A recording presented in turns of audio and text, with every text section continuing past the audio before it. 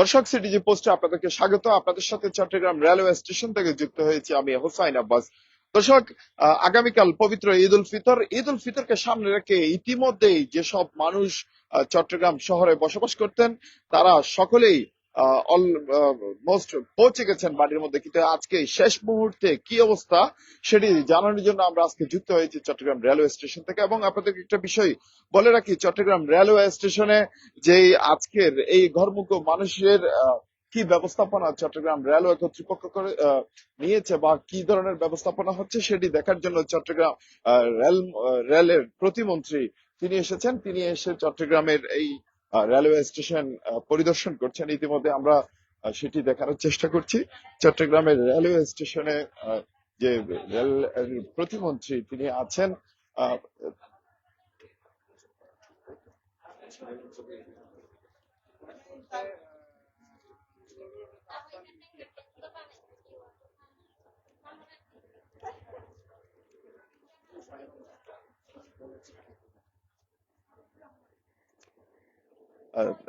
দর্শক, রেলওয়ে প্রতিমন্ত্রী হাবিবুর রহমান তিনি পরিদর্শন করছেন যাতে ঘরমুখো মানুষের যাতে এই ঈদ যাত্রায় কোনো ধরনের ব্যাঘাত না ঘটে সেই বিষয়টি তিনি পরিদর্শন করছেন। এবং এতক্ষণ পর্যন্ত তিনি যে ট্রেনের প্রতিটি বগি ঘুরে ঘুরে দেখছেন। কিছুক্ষণ আগে যে আসলে যে ট্রেনটি দেখতে পাচ্ছেন এই ট্রেনটি পর্যটক এক্সপ্রেস, এটি ঢাকা থেকে।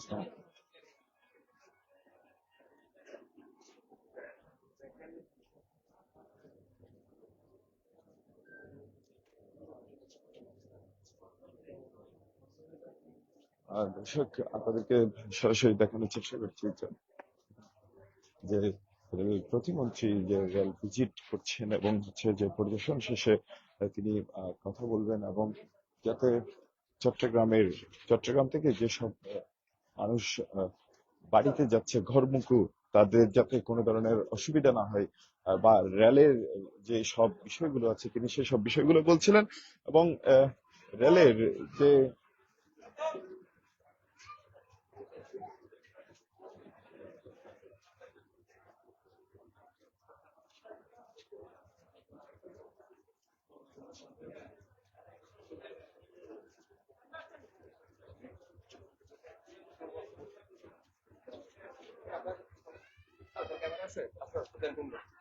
আমার একটা প্রশ্ন আছে। আমার রেকর্ড লাগবে পুরো বক্তব্যটা একটু কিছু বলে যাবেন? ক্যামেরা আছে আমার রেকর্ড লাগবে। দর্শক, যে রেল প্রতিমন্ত্রী হাবিবুর রহমান তিনি চট্টগ্রাম থেকে যেসব মানুষ ঘরমুখো ট্রেনে করে সেগুলো নিয়ে তিনি এতক্ষণ পর্যন্ত কথা বলছেন। মাদক ডিটেকটিভ যেই মেশিন বসানোর কথা ছিল সেটিও বসানো হয়নি এবং প্রশাসনও এই মাদক চোরাচালানের সাথে জড়িত। এটি নিয়ে আসলে আপনার কোনো বক্তব্য থাকবে কিনা বা কোনো ব্যবস্থা গ্রহণ করবে? জি, আপনারা জানেন যে এই বর্তমান সরকার মাদক, সন্ত্রাস, চাঁদাবাজির বিরুদ্ধে পুরোপুরি জিরো টলারেন্স আছে। সুতরাং যেসব মানে আমরা যেসব জায়গায় এই ধরনের অব্যবস্থাপনা পাচ্ছি এবং যারা এইসবের সাথে জড়িত সেই জায়গায় উপযুক্ত ব্যবস্থা গ্রহণ করতে সরকার কোনো দ্বিধা বোধ করবে না। সরকার এই মাদক, চাঁদাবাজি, সন্ত্রাসের বিরুদ্ধে সর্বোচ্চ ব্যবস্থা গ্রহণ করবে। প্রশাসনের সাথে জড়িত এই বিষয়টি প্রশাসনের ব্যাপার হচ্ছে অন্যায় যে করে সে প্রশাসনের লোক হোক আর সাধারণ মানুষ যেই হোক, সে তো তার পরিচয় হচ্ছে সে অন্যায়কারী। সে শুধু মাদক সাথে যারা তার মাদক চোরাচালান করে, সুতরাং তার অন্য কোনো পরিচয় এখানে গ্রহণযোগ্য না। সড়ক এবং নৌপথে যেভাবে চেকপোস্ট বসানো হয়, রেলপথে আসলে ওইভাবে চেকপোস্টটা এখনো বসানো হয়নি। রেলপথে, হ্যাঁ, এই ব্যাপারে রেলপথেও যাতে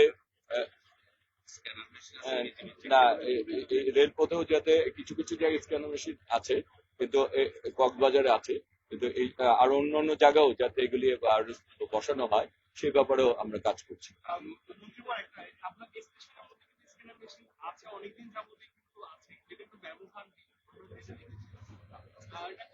এটা ট্রেনিং করানো হলো এখনো কিন্তু মানে চালু হয়নি, চালু হলেও বা এখনো কার্যকর না। এখন এখনো যে আমরা যেটা জেনেছি এখনো এটি চালু রয়েছে। মানে এখনো আপনার যদি চেক করে তাহলে আপনারা যা দেখতে পারেন যে মেশিনটা এখানে এখনো চালু আছে। আরেকটা বিষয় বলবো যে মাদক ডিটেকটিভ যে মেশিন সেটি আসলে কবে নাগাদ বাস্তবায়ন হতে পারে? কক্সবাজার এবং চট্টগ্রাম এটা নিয়ে মানে আমরা কাজ করছি। এই মুহূর্তে একেবারে স্পেসিফিক ডেট বলতে পারবো না, তবে এই ব্যাপারে মানে আমাদের সর্বোচ্চ উদ্যোগ রয়েছে। যারা রেলপথে মাদক পরিবহন করে তাদের দেশে আপনার কোনো বার্তা থাকবে কি? আমাদের কথা হচ্ছে যে আমরা রাষ্ট্রকে নিরাপদ করতে চাই, আমরা রাষ্ট্রকে গণতান্ত্রিক করতে চাই, এবং জনগণের ভোটে যেহেতু আমরা নির্বাচিত হয়েছে, সুতরাং জনগণের কাছে আমাদের দায়বদ্ধতা রয়েছে, এবং আমরা আমাদের ভবিষ্যৎ প্রজন্মকে একটি নিরাপদ বাংলাদেশ দিতে চাই। সেই ক্ষেত্রে সকল অন্যায় যারা করবে তাদেরকে আমরা আইনের আওতায় আনতে চাই। এই ব্যাপারে মাননীয় প্রধানমন্ত্রীর সর্বোচ্চ নির্দেশনা রয়েছে। সুতরাং আমরা মনে হয় যে সবাইকে আহ, আইনের আওতায় আনা এবং তাদের বিচারের সম্মুখীন করে তাদের বিচারের ব্যবস্থা করার ক্ষেত্রে বর্তমান সরকার কখনোই পিছপা হবে না। মাননীয় প্রধানমন্ত্রী, একটি বিষয় আপনার দৃষ্টি আকর্ষণ করতে চাই। চট্টগ্রাম সহ পুরো বাংলাদেশ রেলওয়ের যে পরিমাণ ভূমি রয়েছে, সেই ভূমিগুলো অনেকগুলো বেদখল হয়ে রয়েছে। তারপর কিছু রেলওয়ে কর্মকর্তাদের যুব সাজসের ভূমিগুলো আসলে দখল হয়ে গেছে।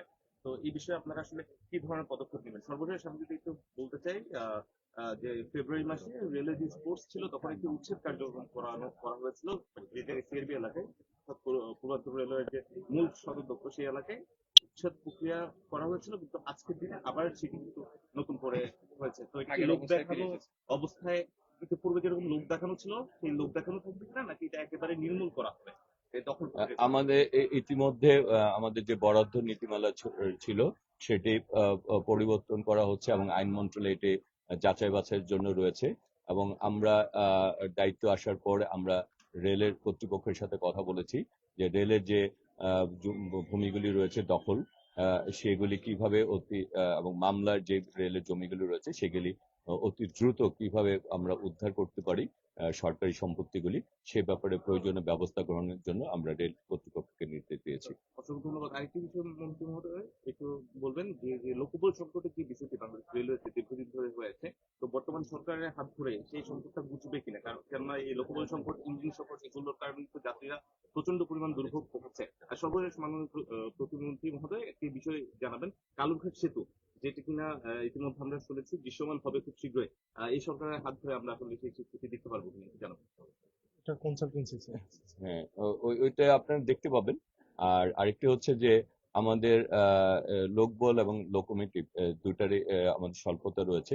সেই জন্য আমরা মন্ত্রণালয়কে বলেছি যেখানে যেখানে লোক বলে স্বল্পতা রয়েছে, আর লোকোমোটিভের ব্যাপারটি যেহেতু আমরা এটা বাংলাদেশে উৎপাদন করতে পারি না, আমাদের এখানে বাইরে থেকে আনতে হয় ইম্পোর্ট করে, সেই ক্ষেত্রে এটি কিভাবে আমাদের খুব দ্রুততম সময়ে এই অভাবগুলি পূরণ করে আমরা যাত্রী সেবা বাড়াতে পারি এবং ট্রেনের লাইন সেবাগুলি আরো বৃদ্ধি করা যায়। এবং লোকোমোটিভে, কারণ এটি বললেই আনা যায় না, এতে আনতে একটু সময় প্রয়োজন হয়। দেখা যায় অনেক ক্ষেত্রে মিনিমাম 2 বছর, কখনো 2.5 বছর 3 বছর সময় লাগে। তবে আমরা চাচ্ছি যে দেশ থেকে এগুলি খুব দ্রুততম সময় আনা যায় কিনা, এবং এগুলির পরবর্তীতে রক্ষণাবেক্ষণ এবং এখানেই কিছু করা যায় কিনা, বাংলাদেশে এটি উৎপাদনে যাওয়া যায় কিনা, বা লোকোমোটিভ এর ব্যাপারে আমরা বিভিন্ন দেশের সাথে আলোচনা চলছে। এবং আমাদের যে লোকোমোটিভ গুলো রয়েছে সেগুলি যেগুলি অকেজো অবস্থায় রয়েছে সেগুলিকে আমাদের বর্তমান সময়ে চাহিদা পূরণ করার জন্য সেগুলিকে আমরা সংস্কার করে খুব দ্রুততম সময়ে মানে আমরা এগুলিকে কাজ লাইনে আনতে পারি কিনা সেই ব্যাপারেও আমাদের কাজ চলছে। অসংখ্য ধন্যবাদ।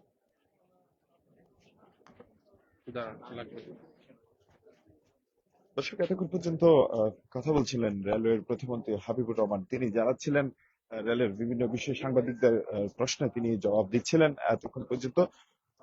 আসলে আজকে হচ্ছে ঈদের, যেহেতু আগামীকাল ঈদ, আজকে যে ঘরমুখ মানুষের ঈদ যাত্রার শেষ দিন, সেখান থেকে তিনি চট্টগ্রামেই তার যে এই যে ঘরমুখ মানুষের যে বিষয়টি সেটি দেখতে, চট্টগ্রাম রেলওয়ের কি ব্যবস্থাপনা সেটি দেখতে তিনি এসেছিলেন চট্টগ্রামে।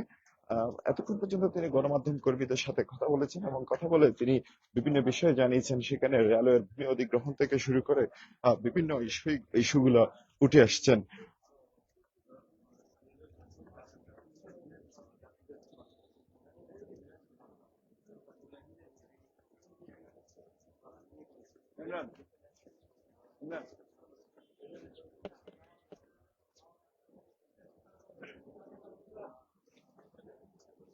দর্শক, চট্টগ্রাম রেলওয়ে স্টেশন থেকে এতক্ষণ পর্যন্ত আমরা আপনাদেরকে জানাচ্ছিলাম ঘরমুখো মানুষের যে স্টেশনে এসে তাদের যাত্রা, এবং হচ্ছে আজকে আসলে অনেকটা বলতে গেলে যে ঘরমুখো মানুষের ওরকম চাপ নেই। যারা আসলে চট্টগ্রাম থেকে যাওয়ার কথা তারা আসলে গতকালকেই বেশিরভাগ মানুষ চট্টগ্রাম ছেড়েছেন, এবং আজকে আমরা রেলওয়ে স্টেশনে এসে যেটি দেখতে পেয়েছি তেমনটা মানুষের আমরা চাপ দেখতে পাওয়া যায়। মানুষের চাপ দেখতে পাইনি আসলে। আজকে এমত অবস্থায় এসেছেন রেলওয়ে প্রতিমন্ত্রী হাবিবুর রহমান, তিনি এসেছেন, তিনি ঘুরেছেন পুরো স্টেশন। আসলে আজকে মানুষের তেমনটা চাপ নেই। যে প্রত্যেকদিন আমাদের যেই চোখে পড়ে যে রেলওয়ে ট্রেনের উপর উঠেই যে ছাদের উপর উঠে মানুষের যাতায়াত বা একদম হুমড়ি মুচড়িকের যে ট্রেন উঠবে সে বিষয়টি আজকে লক্ষ্য করা যায়নি। তবে যে ট্রেনগুলো ছেড়ে যাচ্ছে, আমরা এই মুহূর্তে আমাদের সামনে আছে পর্যটক এক্সপ্রেস, সেই পর্যটক এক্সপ্রেসটি কিছুক্ষণের মধ্যেই ছেড়ে যাবে কক্সবাজার উদ্দেশ্যে। তবে তেমনটা যে আজকে যে মানুষ যে যাতায়াতের যাত্রীদের চাপ লক্ষ্য করা যায়নি। তবে অনেকটা শৃঙ্খলার মধ্যে আজকে চট্টগ্রাম রেলওয়ে স্টেশন থেকে রেল ছেড়ে যাচ্ছে। দর্শক, আমার কাছে এই ছিল চট্টগ্রাম রেলওয়ে স্টেশন থেকে সর্বশেষ সংবাদ। পরবর্তী সংবাদ দেখার জন্য আপনারা আমাদের সাথে থাকুন।